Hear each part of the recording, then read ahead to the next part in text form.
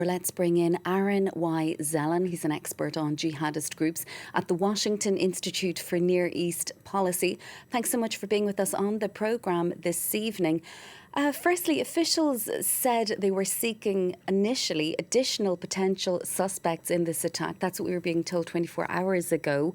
Why do they now believe this man was working alone, and why did they initially say the opposite?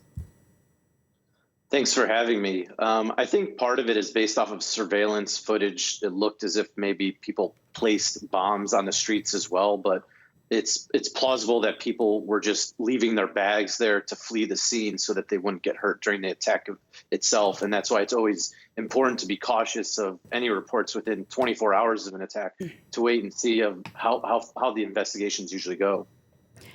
And there are more than 1,000 law enforcement officers currently working on this case. How exactly will they determine whether this man had specific associations with any terrorist organisation, including ISIS, the Islamic State? The main way they'll do this is likely looking through his phone as well as his computers to see whether he was in contact over, encrypted applications or other ways with individuals abroad potentially. That's how we've seen it done in the past, where somebody from, say, Syria or Afghanistan or elsewhere tries to provide guidance and information. And also, one of the indicators, too, will be is if we actually see the Islamic State claim responsibility. In the past, we've seen the Islamic State sharing photographs or videos of people that have conducted attacks before they did the act, pledging allegiance to the Islamic State leader. And so if that does happen, that will be definitive proof that he was in contact with their media outlets to be able to produce this type of information. And Aaron, you point out that the use of a car to target pedestrians, it is a typical Islamic State tactic, and it has previously been used by the jihadist group. Yeah, in the U.S. context, we saw something in the West Side Highway in New York City back in 2017, but maybe more memorable for some people are the attacks in Nice, France, as well as in Germany almost a decade ago now during Christmas time, where these types of similar attacks have unfortunately happened as well. And what state is the Islamic State militant group currently in? This attack, whether it was directly linked or inspired by the group, it's a stark reminder, isn't it, of the persistent threat that it and other jihadist groups continue to pose. Depending on the particular country you're talking about, the state of the organization varies from increasing in strength in places like West Africa or in Southern Africa to being weakened in places like Iraq and Syria and Afghanistan, for example.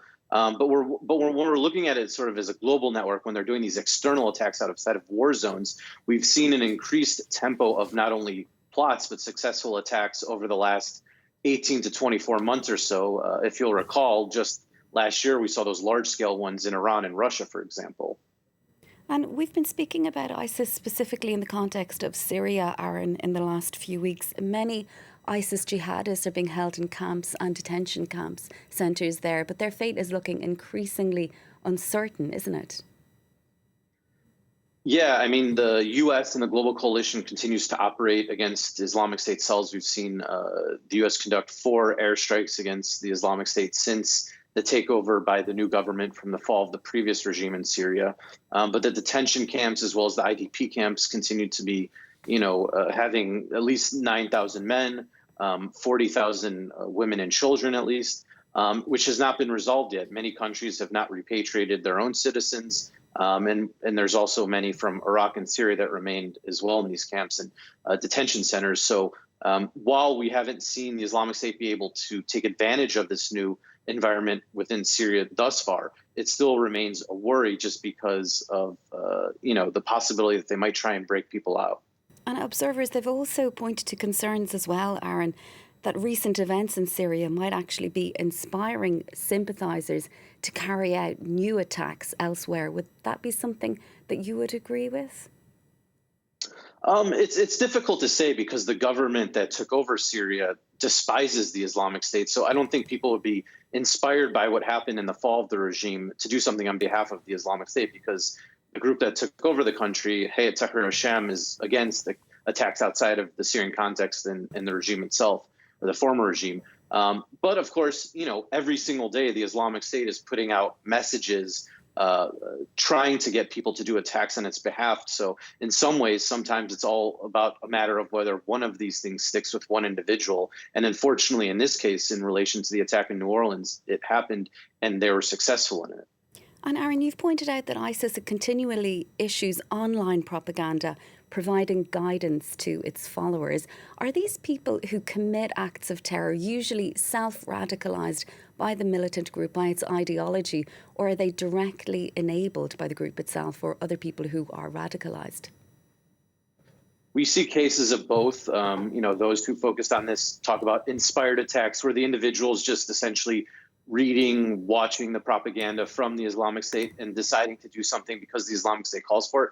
But then we also see another avenue, such as guided attacks, where there is a connection between the individual and the group itself, where they're talking to each other over encrypted applications online. And the Islamic State is providing distinct, specific guidance and help and pushing them to do it, and sometimes even providing funding for it as well.